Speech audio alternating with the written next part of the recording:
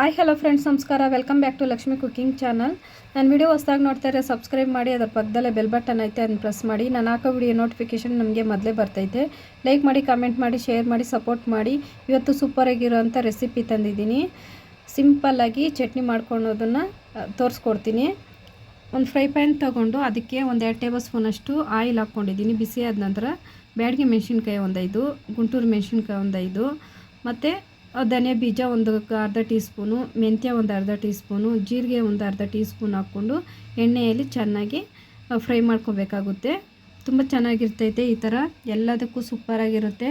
ಇಡ್ಲಿಗೆ, ದೋಸೆಗೆ, ಅನ್ನಕ್ಕೆ, ಮುದ್ದೆಗೆ ಸೂಪರಾಗಿರ್ತೈತೆ. ಸೂಪರ್ ಕಾಂಬಿನೇಷನ್, ಖಾರವಾಗಿ ಸೂಪರಾಗಿರ್ತೈತೆ, ಚೆನ್ನಾಗಿರ್ತೈತೆ. ಒಂದ್ಸಲ ಟ್ರೈ ಮಾಡಿ ನೀವು. ಇಷ್ಟು ಮಾತ್ರ ಮಾಡ್ಕೊಬೇಕು. ಮತ್ತು ನಾನು ಒಂದು ಜಾರ್ ತೊಗೊಂಡಿದ್ದೀನಿ. ಜಾರ್ಗೆ ನಾನು ಹಾಕ್ಕೊಳ್ತಾ ಇದ್ದೀನಿ. ಎಲ್ಲ ಸೇರಿಸ್ಕೊಬೇಕು. ಅದಕ್ಕೆ ಸ್ವಲ್ಪ ನೀರನ್ನು ಸೇರಿಸ್ಕೊಂಡು ಸ್ವಲ್ಪ ಇವಾಗ ತರ್ತರಿಯಾಗಿ ರುಬ್ಕೊಂಬರ್ಬೇಕಾಗುತ್ತೆ. ಸ್ವಲ್ಪ ಒಂದು ಬೆಳ್ಳುಳ್ಳಿ ಗಡ್ಡೆನ ಹಾಕ್ಕೊಂಡು ಕರಿಬೇವು ಸೊಪ್ಪು ಸ್ವಲ್ಪ ಹಾಕ್ಕೊಳ್ತೀನಿ. ಫ್ಲೇವರ್ಗೆ ತುಂಬ ಚೆನ್ನಾಗಿರ್ತೈತೆ. ಹುಣಸೆಹಣ್ಣು ಸ್ವಲ್ಪ ಹಾಕ್ಕೊಳ್ತೀನಿ. ಇಷ್ಟೂ ಸ್ವಲ್ಪ ತರ್ತರಿಯಾಗಿ ರುಬ್ಕೊಬರಬೇಕು.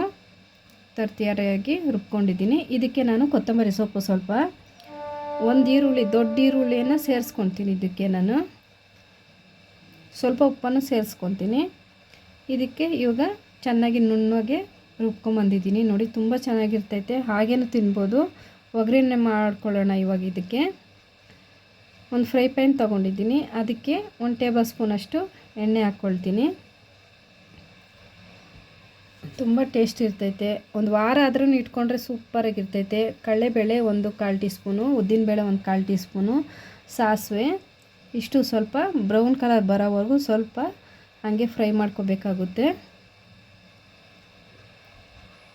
ಇದಕ್ಕೆ ಕರಿಬೇವು ಸೊಪ್ಪು ಸ್ವಲ್ಪ ಸೇರಿಸ್ಕೊಳ್ಳೋಣ. ತುಂಬ ಚೆನ್ನಾಗಿರ್ತೈತೆ. ಸಣ್ಣ ಸಣ್ಣ ಈರುಳ್ಳಿನ ಹಾಕ್ಕೊಳ್ತಾ ಇದ್ದೀನಿ. ಅದನ್ನೇನು ಅಷ್ಟೊಂದು ಫ್ರೈ ಮಾಡಬೇಕಾಗಿದ್ದಿಲ್ಲ.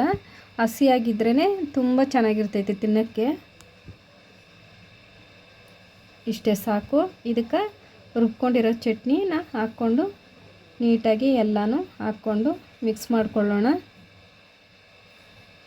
ಇದು ರೆಡಿ ಆಯಿತು. ತುಂಬ ಚೆನ್ನಾಗಿರ್ತೈತೆ. ಚಟ್ನಿ ಜೊತೆ ಹಸಿ ಈರುಳ್ಳಿ ಇನ್ನೂ ಚೆನ್ನಾಗಿರುತ್ತೆ. ಈ ವಿಡಿಯೋ ಇಷ್ಟ ಆದರೆ ಲೈಕ್ ಮಾಡಿ, ಕಾಮೆಂಟ್ ಮಾಡಿ, ಶೇರ್ ಮಾಡಿ. ಹೇಗೆ ಅಂತ ಮಾಡಿದ್ದೀನಿ ಅಂತ ಕಮೆಂಟಲ್ಲಿ ತಿಳಿಸಿ. Thank you for watching.